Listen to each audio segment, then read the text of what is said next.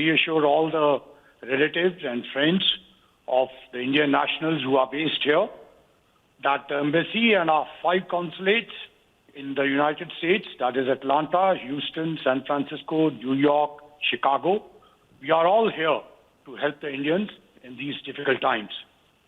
We have to keep in mind that we are facing an unprecedented health emergency situation, which has warranted extreme preventive restrictions, lockdowns, not only in India, but also in US. Today, 4/5 of United States is in a lockdown. Yeah, absolutely. We are aware. We are absolutely aware it's difficult times.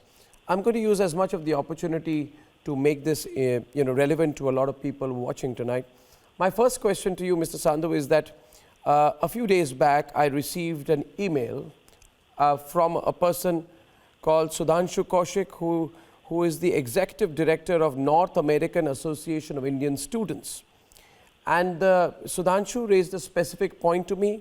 He said there are many Indian students in the United States who are being threatened to be evicted without food and need help. And went on to say that thousands of Indian students were stranded, need help, and they are receiving calls. He said, I'm going on to say this, that he said we are receiving hundreds of calls from J1 visa holders and F1 visa holders who are stranded because many students come on scholarship and many J1 students are sponsored by the company that they work with. Now they don't have the money, their visas have expired. What can they do? And he said, we hope that you can get their voice heard. Mr. Sandhu, I couldn't have asked for someone more, direct to answer this question. Please tell them, what should all these Indian students facing these difficulties do? Can I forward this email to you? And what should they do? Sure. Let me again put the things in perspective, Arnab.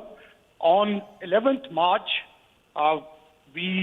the moment visa restrictions were put in India, on the instructions of Prime Minister, we established a 24/7 helpline. And this is on 11th March. And we got to most of the students, to anybody who was having a problem at that time. Mind you, because travel was allowed till 22nd, we gave emergency visas. All the consulates and the embassy worked round the corner. Then we got in touch with the students through student bodies. We went out through social media, through our websites. A special task force was constituted which specifically got to the universities.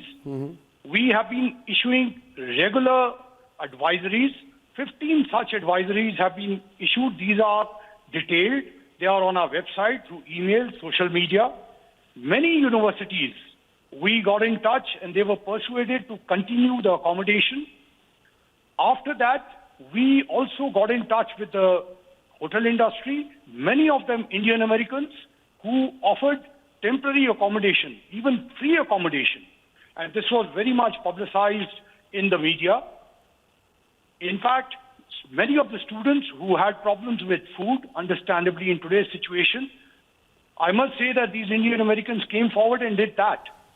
So not only them, but even the Indian doctors, they provided emergency medical assistance on the telephones. We had a case of an Indian student and his family from Colorado who called us.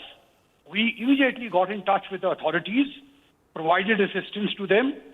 A special initiative, especially for the students, has been undertaken. It's called a peer student line, which connects the Indian student associations with the embassy and the consulates and between themselves.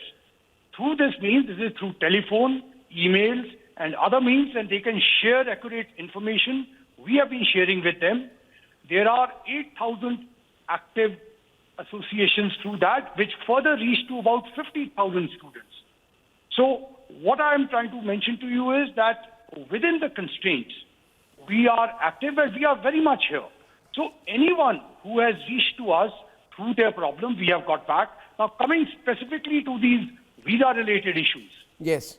Please understand right now, the first and the foremost effort is to provide health security to everyone.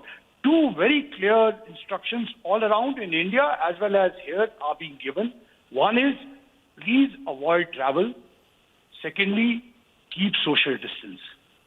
As far as these issues are concerned, we have already taken up with the US government. The EAM has also taken up with the Foreign Secretary here. Please understand that the US authorities at this time are under consideration of these because the